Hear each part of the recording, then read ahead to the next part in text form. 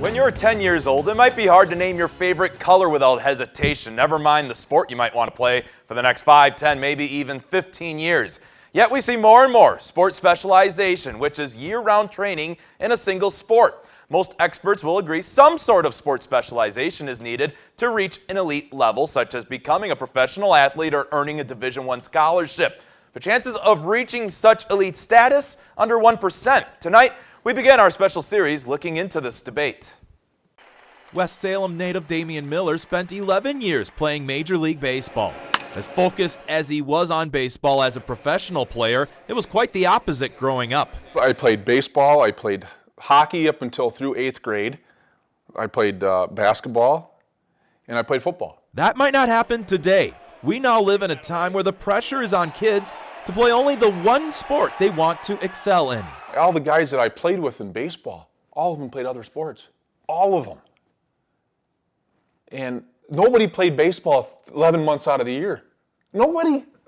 Who'd want to when I was 12? Onalaska High School boys basketball coach Craig Kowal knows the current environment of youth athletics well.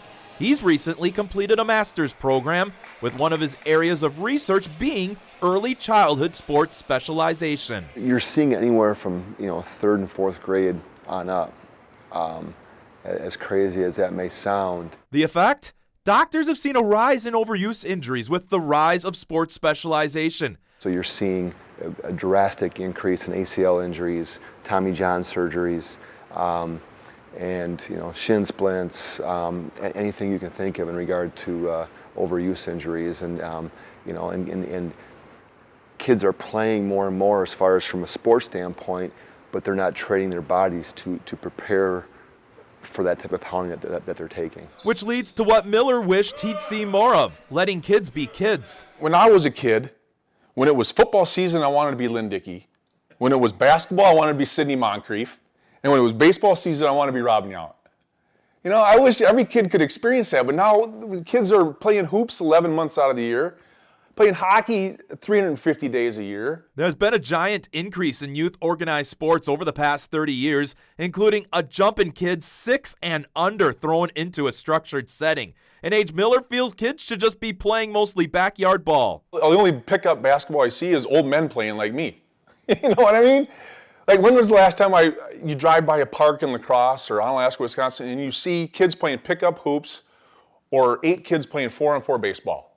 Where you can't hit it to right field, you got to pull it because there's not enough players. You don't see it because they have to be at the structured practice time. The rise in sports specialization comes down to one thing: the chase for a Division I athletic scholarship. This picture of Urban Meyer's recruiting class at Ohio State went viral a year ago for its message. 42 of the 47 recruits were multi-sport athletes in high school. I think the main problem is you see an early plateau in kids that specialize early. I think it's so important for kids to receive a variety of coaching from a number of different coaches. It helps them from a learning standpoint. It helps them from developing different muscle groups. It helps them from a socialization standpoint.